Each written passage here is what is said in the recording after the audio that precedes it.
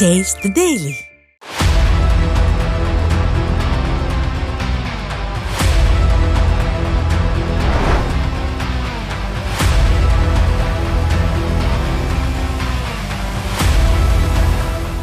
News சேனலுக்கு வணக்கம்.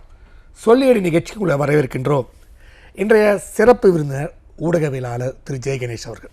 வணக்கம் சார். வணக்கம் சார். சார், இப்போ பார்த்தீங்கன்னா நேரு அவர் மீது பல்வேறு குற்றச்சாட்டுகள் இருக்குது. கிட்டத்தட்ட 3 புகார்கள் அவர் மேலே வந்திருக்குது. இப்போ கூட பார்த்தீங்கன்னா இடி வந்து டிஜிபிக்கு கடிதம் எழுதியிருக்காங்க. ஏன் இன்னும் அவர் மேலே நடவடிக்கை எடுக்கலை? அதாவது 3வது கடிதம் அனுப்பிச்சி வச்சுருக்காங்க. ஏன்னா ஏற்கனவே 2 அனுப்பிச்சிருக்காங்க, இது 3வது கடிதம். ஆனால் இது வரைக்கும் எந்த விதமான நடவடிக்கை எடுக்கப்படாமல் வந்து அவர் மெத்தன போக்காகவே காவல்துறை அதிகாரி இருப்பதாக ஒரு குற்றச்சாட்டு இருக்குது. எப்படி பார்க்குறீங்க? ஸோ முதல்ல 2 மெகா சைஸ் ஊழல் அப்படின்னு நம்ம வந்து சொல்லலாம். முதல்ல என்ன சொல்லியிருக்காங்கன்னா, இந்த நேரு அவர்களுடைய டிபார்ட்மெண்ட் ஒன்று வந்து அர்பன் டெவலப்மெண்ட்டு, இன்னொன்று வந்து வாட்டர் சப்ளை. இது 2லையுமே இந்த கான்ட்ராக்ட் கொடுக்கறதுல மட்டும் கிட்டத்தட்ட 1000 கோடி ரூபாய்க்கு மேலே ஊழல் நடந்திருக்கும். 10%, 7%லேருந்து 10% வரைக்கும் ஒவ்வொரு இதுக்கும் கமிஷன் வாங்கியிருப்பாங்க அப்படின்ற மாதிரி சொல்கிறாங்க. இது மட்டும் 1000 கோடி ரூபாய் வரைக்கும் ஊழல் நடந்திருக்கும். இன்னொரு ஊழல் என்னென்னா, பணி இடமாற்றம், ஒரு இடத்துலேருந்து இன்னொரு இடத்துக்கு டிரான்ஸ்ஃபர் பண்ணுறதுல 10 லட்சத்துலேருந்து 1 கோடி ரூபா வரைக்கும் லஞ்சம் வாங்கியிருப்பாங்க. இதில் ஒரு 360 கோடி ரூபா வரைக்கும், 366 கோடி ரூபா வரைக்கும் ஊழல் நடந்திருக்கிறதுக்கான வாய்ப்புகள் இருக்குது அப்படின்னு சொல்லி இடி வந்து நம்ம தமிழக அரசுக்கு வந்து இந்த லெட்டரை வந்து பாஸ் பண்ணியிருக்காங்க. டிஜிபிக்கு வந்து பாஸ் பண்ணியிருக்காங்க. தமிழக அரசு தன் கடமையாக விஜிலன்ஸ் ஆஃபீஸ்ட்டை கொடுத்துருக்காங்க. ஆனால் நடவடிக்கை அப்படின்றது என்ன இருக்குன்னு பார்த்தீங்கன்னா ஒன்றும் பெருசாக இருக்காது. ஏன்னா ஆளுங்கட்சி நேரு அவர்கள் வந்து ரொம்ப முக்கியமான ஒரு அமைச்சரும் கூட. அவருடைய புரோட்டோகால் படி 2வது முக்கியமாக இவருக்கு அப்புறம் துரைமுருகனுக்கு அப்புறம் 2வது முக்கியமான அமைச்சராக நேரு தான் இருக்கார்.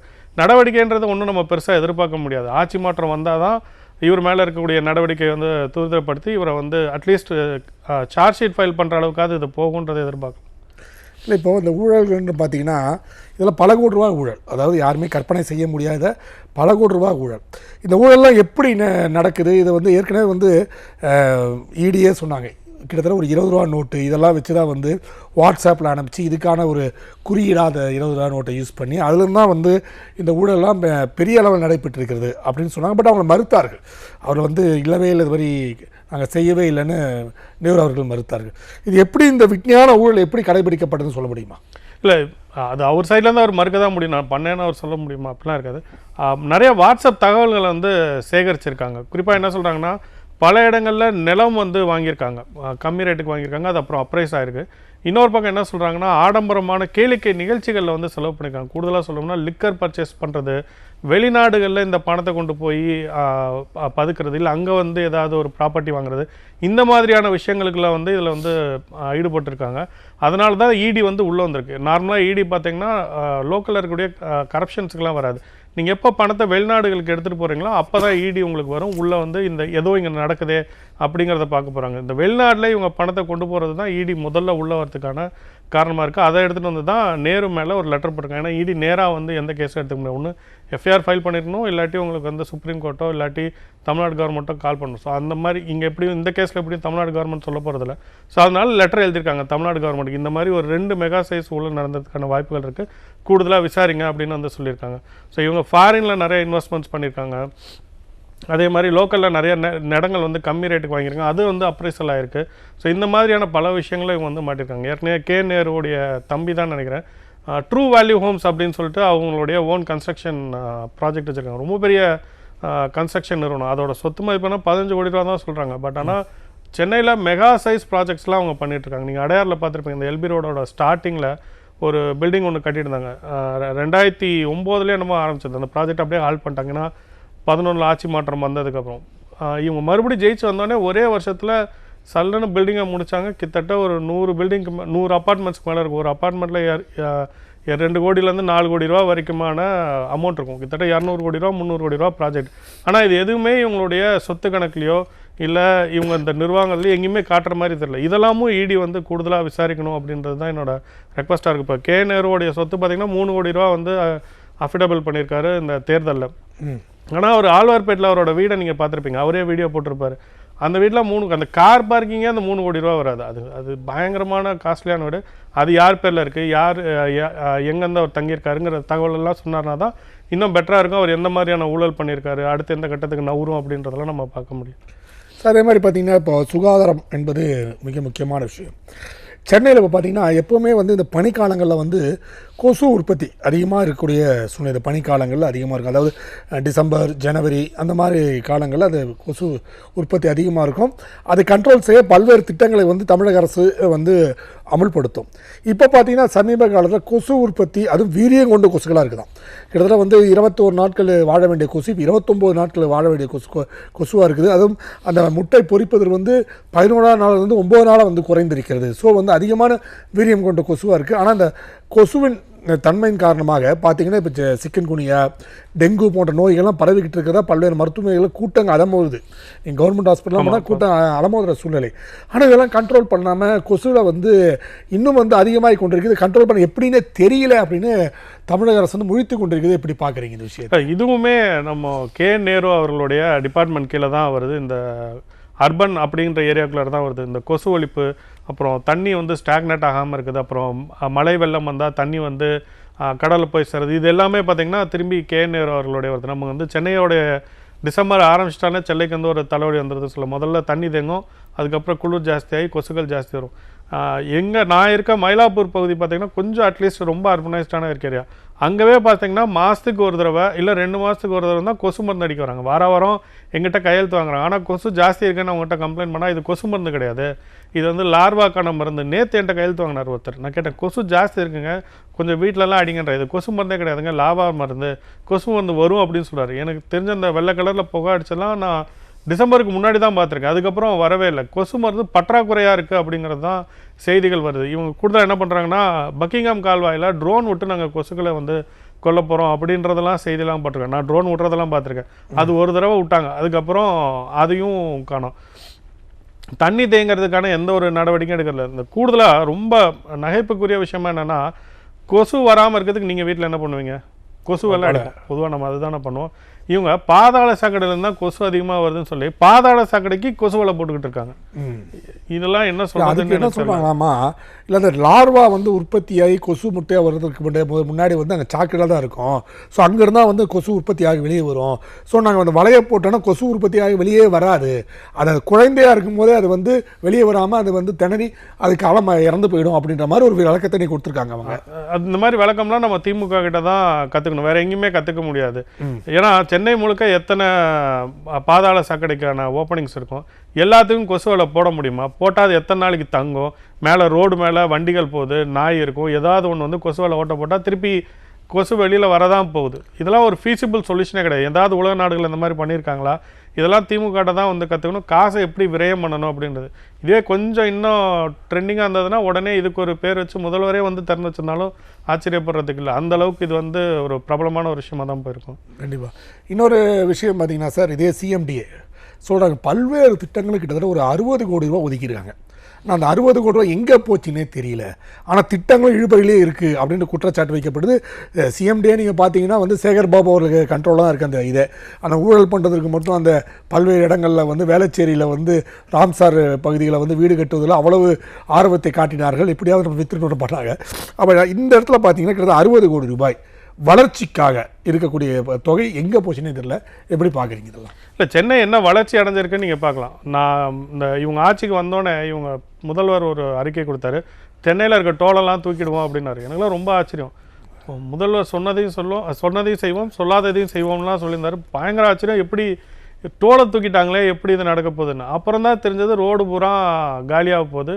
ஒரு ரோடு கூட நல்லா இருக்காது, போகிறது கிடையாது. 5 வருஷத்துக்கு உங்களுக்கு ரோடே கிடையாதுங்கிறனால தான் டோலையாக தூக்கலாமே தூக்கியிருக்காங்க. சென்னையில் என்ன வளர்ச்சி இருக்குது? எல்லா ஏரியாலையும் பாலம் போடுறேன்னு சொல்லிட்டு ரோடை பூரா காலி பண்ணி வச்சுருக்காங்க. மெயின் ரோடு பூராமே உங்களுக்கு பாலம் கட்டுறேன்னு சொல்லிட்டு ரோடை காலி பண்ணிட்டாங்க. சின்னதாக சைடில் இருக்க ரோடு பூரா வந்து பாதாள சாக்கடை கட்டுறேன்னு சொல்லி இருக்க ரோடை வந்து அதையும் நோண்டி போட்டாங்க. அது வேலையை முடிஞ்சதுக்கப்புறம் அதை மூடுறதுக்கான வேலைகள் கூட ஈடுபடுறது கிடையாது. மழை வெள்ளம்னு ஏதாவது ஒரு காரணத்தை சொல்லி தட்டி கழிச்சிடுறாங்க. எனக்கு தெரிஞ்ச மடிப்பாக்கத்தில் கிட்டத்தட்ட 4 வருஷமாக ஒரு கெனாலை திறந்து வச்சுருந்தாங்க, மூடவே. இப்போ தான் ஒரு எலெக்ஷனுக்கு முன்னாடி ஒரு 2 மாதத்துக்கு முன்னாடி இப்போ தான் மூடினாங்க. ஸோ இந்த அளவில் தான் இருக்குது. சென்னைக்கு என்ன வளர்ச்சி வந்திருக்கு அப்படின்றத நீங்கள் கேட்கணும். கண்கூட நீங்கள் இந்த 4 வருடங்களில் என்ன வளர்ச்சி வந்திருக்கு? முன்னாடியாவது கத்திப்பாரா சொல்லலாம். இப்போ அந்த மாதிரிலாம் எந்த ஒரு பிரிட்ஜும் நீங்கள் பார்த்தது கிடையாது. டீனரில் இருக்க ரோடு மேலே எதுக்கு இன்னொரு ஒரு பிரிட்ஜு போட்டிருக்காங்கன்னு எனக்கு இன்னமும் அது புரிய மாட்டேங்குது. ஸோ அது மாதிரி தேவையில்லாத இடங்களில் நிறையா பாலங்கள் கட்டுறாங்க. ஆனால் வளர்ச்சின்றது உண்மையாகவே இருக்கான்னு பார்த்தா கண்டிப்பாக கிடையாது. மக்களுக்கு தேவையான வளர்ச்சின்றதும் இருக்கான்னு பார்த்தா கண்டிப்பாக இல்லைன்னு தான் சொல்லணும். அதே மாதிரி இன்னொரு பார்த்தீங்கன்னா இவங்க வந்தப்பறம் பூங்காக்கள் நிறைய ஆரம்பிச்சிட்டாங்க. நீங்கள் பார்த்தீங்கன்னா இங்கே வந்து கருணாநிதி பூங்கா, தொல்காப்பியர் பூங்காலாம் ஆரம்பித்தாங்க. பட் தொல்காப்பியர் பூங்காவில் என்ன விஷயம்னா அது கொஞ்சம் பெரிய லெவலில் பல கோடி ரூபா, 42 கோடி ரூபா கிட்ட வந்து இன்வெஸ்ட் பண்ணி அதை செஞ்சுருக்காங்க. பட் அது என்னென்னா வெறும் முதல்வர் ஸ்டாலின் மட்டும் அங்கே போய் ஒரு ஃபோட்டோ ஷூட் நடத்துகிற ஒரு பூங்காவாக தான் வச்சுருக்காங்க. நீங்கள் அங்கே போகும்போது தான் என்ராம் சந்தித்து பேசுவார், அதுக்கு சத்யராஜ் அங்கே தான் சந்தித்து பேசுவார், அவர் மகள் அங்கே தான் வந்து ஸ்டாலினை சந்தித்து பேசுவாங்க, அதுக்கப்புறம் இந்த தலைவாசல் விஜய் அங்கே தான் சந்தித்து பேசுவார். அதாவது அப்படி பேசும்போது பலரை வந்து நாங்கள் சந்தித்து பேசி மக்கள் பிரச்சனைலாம் பேசணுன்ட்டு விஐபிஸில் தான் சந்தேகங்களை கேட்பாங்க. அவங்க குறைகள் தான் தீர்க்கக்கூடிய சூழ்நிலை இருக்குது. ஸோ அந்த இடத்துல பார்த்தீங்கன்னா தொல்காப்பியர் பூங்காவில் பொதுமக்கள் அங்கே போய் அந்த பூங்கா உபயோகப்படுத்த முடியல. ஆன்லைனில் புக்கிங்னு போட்டால் கிடச்சி பார்த்தீங்கன்னா அடுத்து 2 மாதத்துக்கு ஃபுல்லாகவே இருக்குது ஆன்லைனில். ஸோ அந்த பூங்காவை உபயோகப்படுத்த முடியாமல் பொதுமக்கள் அவதிப்படுறாங்க. அப்போ ஏன் கட்டுறீங்க, உங்களுக்கு நீங்களே அதை தனியாக வச்சுக்கலாமே தனியார் மயமாக்கி அப்படின்னு சொல்லி ஒரு புகார் இருக்குது. எப்படி பார்க்குறீங்க சார்? இல்லை, அது அவங்களுடைய தனிப்பட்ட பர்பஸ்க்காக கட்டினது தான் அந்த தொல்காப்பியர் பூங்கா அப்படின்னு சொல்லலாம். ஏன்னா தொல்காப்பியர் பூங்கா மட்டும் இல்லை, பக்கத்துலேயுமே ஒரு பாத்வே மாதிரி ஒன்று போட்டிருக்காங்க. கிட்டத்தட்ட ஒரு 2 வருஷமாக அந்த ப்ராஜெக்ட் போயிட்டுருக்குது.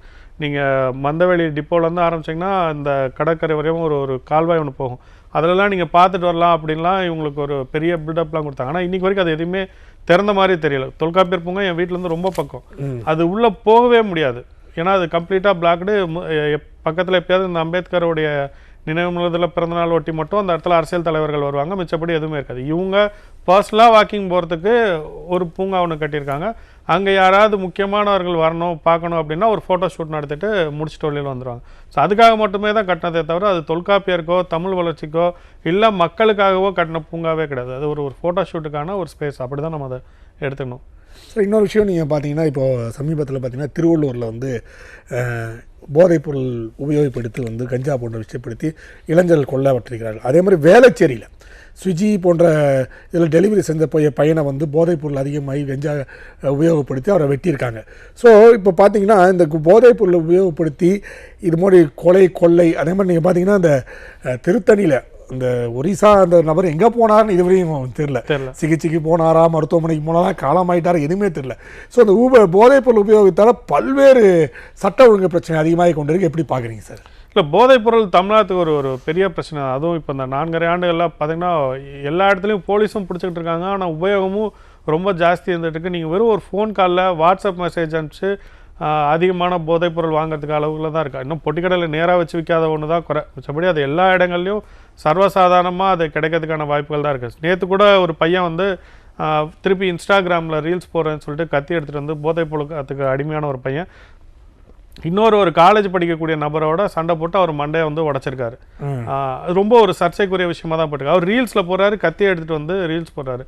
ஒரு காலேஜ் படிக்கிறோம், இந்த பையன் படிக்கிறதே கிடையாது. ஸோ இந்த அளவில் தான் போதைப் பொருள்ன்றது இருக்குது. ஒன்று ரீல்ஸ் மேலே ஒரு மோகம் ஜாஸ்தியாக இருக்குது, இன்னொன்று போதைப் பொருளுடைய பயன்பாடு மேலே ரொம்ப இருக்குது. இதை வந்து காவல்துறை பெருசாக ஒன்றும் கண்டுக்கிறது இல்லை அப்படின்னு தான் நான் சொல்ல முடியும். நேராக நீங்கள் வேளச்சேரி பாலத்துக்கு கீழே, அதே மாதிரி ஈசிஆரில் அந்த ஓஎம்ஆரில் உள்ள திரும்புகிற இடத்துலலாம் ரொம்ப சர்வசாதாரணமாக உங்களுக்கு கிடைக்கும். இதுக்கு நீங்கள் வந்து காவல்துறைக்கு ஒரு சிறப்பு குழுலாம் தேவை கிடையாது. சாதாரணமாக எங்கே கஞ்சா கிடைக்கும் ஃபோன் நம்பர் கிடைச்சா நீங்களும் நானுமே வாங்கிடலாம். அது ஒன்றும் அவ்வளோ கஷ்டமான விஷயமே கிடையாது. சாதாரண ஆளுங்களுக்கே கிடைக்கும்போது காவல்துறைக்கு தெரியாது அது எங்கேருந்து வருது, சோர்ஸ் எங்கேருந்து இருக்குன்றது. அதெல்லாம் தெரிஞ்சுதான் அவங்க விட்றாங்க. அது ஒன்றும் பண்ண முடியாது. ஸோ இன்னொரு விஷயம் பார்த்தீங்கன்னா பல்வேறு போராட்டங்கள் தமிழகம் முழுவதும் நடைபெற்று கொண்டே இருக்கிறது. ஆசிரியர் போராட்டம், அப்புறம் வந்து செவிலியர் போராட்டம், சத்துணவு ஊழியர்கள் போராட்டம், அப்புறம் வந்து டாக்டர்ஸ் போராட்டம், இது மாதிரி பல போராட்டம் நடக்குது. இப்போ பார்த்தீங்கன்னா 108 ஆம்புலன்ஸ் ஊழியர்கள் போராட்டம் பண்ணுறாங்க. இது அண்ணா திராவிட முன்னேற்ற கழகமோ இல்லை பாஜகவோ இல்லை வேறு யாருமே இது பண்ணல. திமுகவோட யூனியன் இந்த போராட்டம் பண்ண போகிறாங்க. முதல்வர் இல்லத்தை நோக்கி ஒரு பேரணி போக போகிறோம், எங்களுக்கு மிகப்பெரிய வஞ்சகம் இந்த ஆட்சி செய்யுதுன்னு திமுக யூனியனே வந்து இந்த ஆர்ப்பாட்டம் நடத்துகிறாங்க. ஸோ தன்னோட யூனியனே வந்து ஒரு ஆட்சியை எதிராக ஒரு ஆர்ப்பாட்டம் பண்ணுவது எனக்கு பார்க்குறது மிகப்பெரிய ஆச்சரியமான விஷயமா இருக்கேன். இல்லை, இதில் என்ன ஆச்சரியப்படுறதுக்கு, அவங்க வந்து தேர்தல் அறிக்கைன்ற பேரில் அரசு ஊழியர்களுக்கு வந்து இதை கொடுப்போம் அதை கொடுப்போம். ஏன்னா பொதுவாக அரசு ஊழியர்கள்னாலே திமுகவுடைய வாக்கு வங்கிகளாக பார்க்கப்பட்டது. திமுக வந்துட்டால் அரசு வேலை நிறையா கிடச்சிடும், பென்ஷன்ஸ் கொடுத்துருவாங்க, இந்த மாதிரி ஏகப்பட்ட கற்பனையோடு தான் எல்லாருமே எதிர்பார்க்குறாங்க. இன்னமும் நிறைய பேர் அரசு ஆசிரியர்களை பணி நியமனம் பண்ணுங்க அப்படின்னு சொல்லி பிரச்சனை பண்ணிட்டு தான் இருக்காங்க. ஆனால் அதெல்லாம் இன்றைக்கி வரைக்கும் நடந்த மாதிரி தெரியல. ஸோ இந்த ஆம்புலன்ஸ் டிரைவர்ஸ் பார்த்தீங்கன்னா உரிய சம்பளம் கிடைக்க மாட்டேங்குதுன்றதுக்கு ஒரு போராட்டம் உரிய நேரத்தில் கிடைக்கும் உரிய நேரத்தில் கிடைக்க மாட்டேங்குது அப்படிங்கிறது போராட்டம். முதல்வர் வீட்டுக்கே நாங்கள் வருவோம் அப்படின்ற அளவுக்கு அவங்க சொல்லியிருக்காங்கன்னா எந்த அளவுக்கு அவங்களுக்கு வந்து ஒரு ஃப்ரஸ்ட்ரேஷன் இருக்கும் தெரியும். ஏன்னா ஆம்புலன்ஸ்ன்றது 24 மணி நேரம் வேலை, எப்போ வேலை வரும்னு தெரியாது, உடனே அதுக்கு வந்து ரியாக்ட் பண்ண வேண்டியது இருக்கும். டிரைவருக்கே கொஞ்சம் டெக்னிக்கல் டேர்ம்ஸ்லாம் தெரிஞ்சுக்கணும். வெறும்னா டிரைவராக நம்ம சொல்ல முடியாது. அது பாதிக்கப்பட்டவருக்கு வந்து முதல் உதவி பண்ணுறதுலேருந்து எல்லாமே அவருக்கு வந்து கொஞ்சம் டெக்னிக்கலாகவும் அவருக்கு தெரிஞ்சிருக்கணும். ஏன்னா அப்போ தான் பேஷண்ட்டை வந்து காப்பாற்ற முடியும். இது ஒரு உயிர் சார்ந்த ஒரு விஷயம். ஸோ அவங்கள வந்து நம்ம பெட்டராக கவனிச்சுக்கிட்டால் மட்டும்தான் பல உயிர்கள் வந்து நம்ம காப்பாற்ற முடியும். ரோடு ஒழுங்காக போகிறதுல ஆக்சிடென்ட் நடக்க தான் போகுது. அப்போ வந்து அட்லீஸ்ட் காப்பாற்றுறதுக்கு ஆம்புலன்ஸாவது பெட்டராக வச்சுருக்கணும்ல. அதையும் ஒழுங்காக வச்சுக்கலன்னா என்ன பண்ண போதும்? இவங்க ஆட்சியோடைய இந்த 4.5 ஆண்டு ஆட்சியில் இவங்களுடைய நிர்வாக சீர்கேடோட ஒரு உதாரணமாக தான் இதை நம்ம பார்க்க முடியும். கண்டிப்பாக சார், உங்கள் நேரத்தை ஒதுக்கிங்களை பேட்டி எழுதி மிக்க மகிழ்ச்சி. நன்றி சார். நன்றி. நேரில் மீண்டும் அடுத்த சொல்லி நிகழ்ச்சியில் சந்திப்போம். அதுவரை நன்றி, வணக்கம்.